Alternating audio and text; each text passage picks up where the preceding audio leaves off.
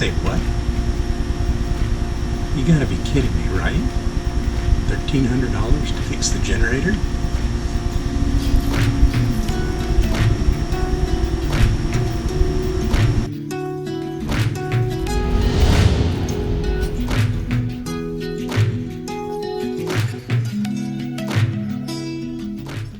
Wait. Let me explain.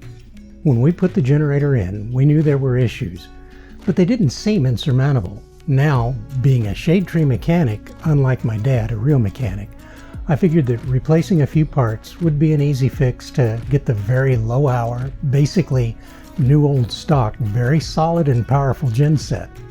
Nothing is ever as easy as it seems. And those of us without the true mechanic background find out quickly that unless the true problem is diagnosed, it can destroy those new parts you've just bought. That was me. So after the $125 control board that I just put in blew, I figured it would be cheaper in the long run to just have a real RV mechanic work on it. Asking around, I got a lot of great recommendations for a shop just a quarter-mile away from the park we were at, Three Flags in Wildwood, Florida. We swung by the morning we were preparing to go about an hour away to Crystal Isles, hoping it would be a quick fix, figuring I could handle being embarrassed by the simplicity of the problem.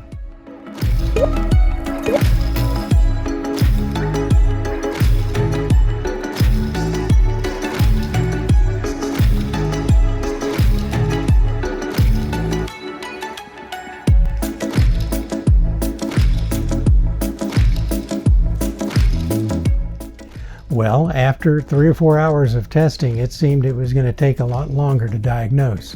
Caveat, at least now I didn't feel quite so bad. Our only option was to have them take it out so that they could bench test it. I was imagining another couple of hours to remove the over 300-pound beast to their shop. It's great to have the right tools for the job. A half hour later, and it was on their bench, and we were on our way to see the manatees. I left them with my copies of the owner's parts and service manuals, plus all the old parts I had replaced. A week later, they called with a list of maladies. Yeah, I did fry the brand new control board, but what they believed happened was a ground short to one of the wires behind the board. Plus, a wire on one of the pins in the connector, or in a connector, was in the wrong spot, and ultimately the governor controller was bad. They had also suspected that the OEM onboard battery charger was giving trouble, so that was just disconnected. Not a problem, as I'd been using a cheap aftermarket battery minder to keep the genset battery topped off. That's quite a list of infirmities. When they called with the cost, and to get the approval to proceed, I think they could hear me stammer. Either way, we would still be ahead if this generator works out the way I'd hoped. The beast is a 7,000 kW, that's 7,000 kilowatts, top of the line for its time, gasoline generator capable of putting out 50 amps and pretty much running the whole house. We told them to go ahead. A week later, we scheduled to return to Three Flags due to its proximity to the shop. Now, while we were at Crystal Isles, after we saw the manatees, and before we went back to get the generator put in, I did a little hike through a birding trail not too far away from the Crystal Isles resort.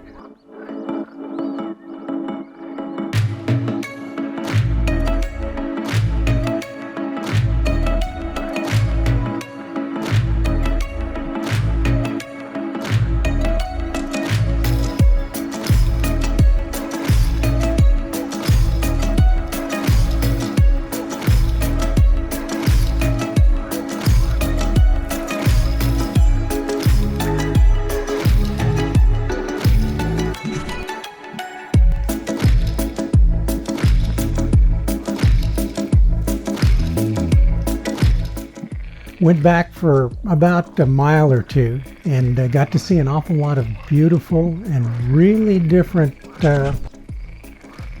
swampscape.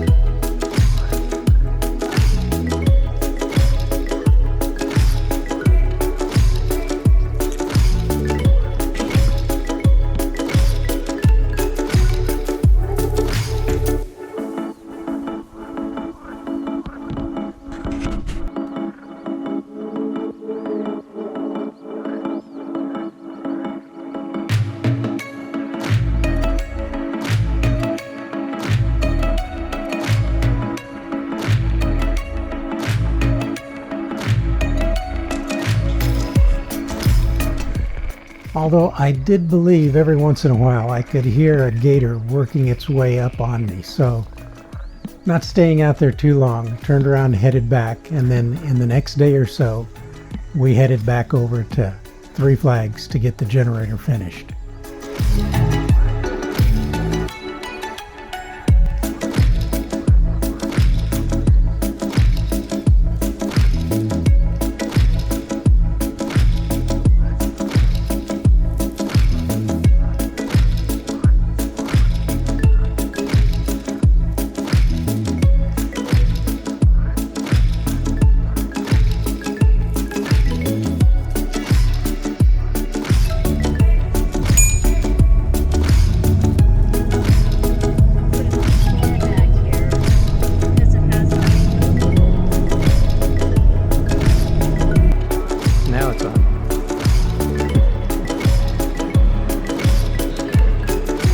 Yep, I can see it. Say what?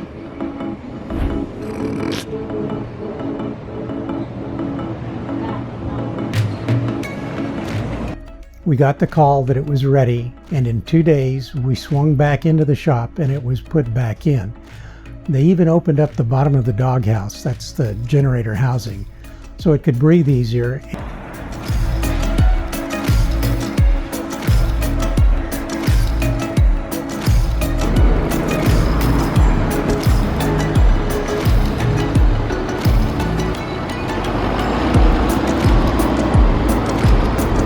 Who's that man with you?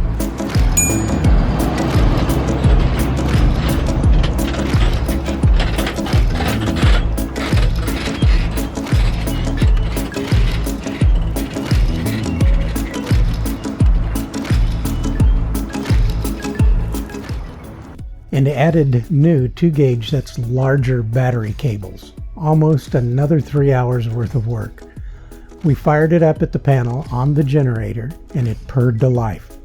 We still needed to get an exhaust system added, but thank goodness it was running.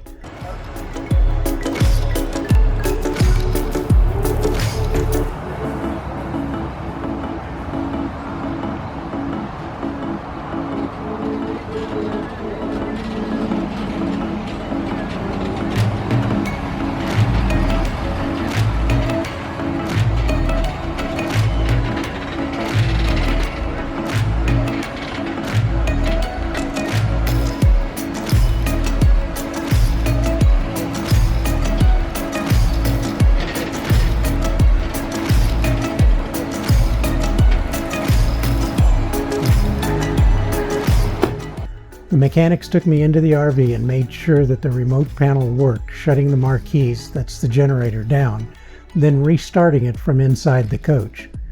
I and the mechanics were amazed at how quiet it was even without an exhaust.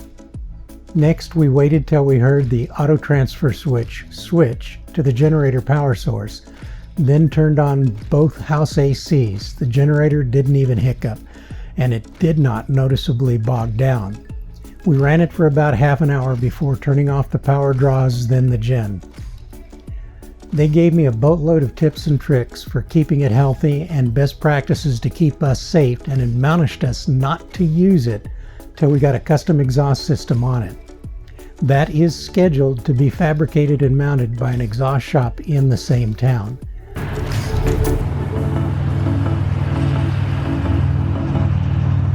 Yeah, anything that is broken on an RV can be expensive to fix, but if you find honest, reliable, competent, good people to work on your rolling home, or if you are truly handy, you can get it done right without losing your shirt.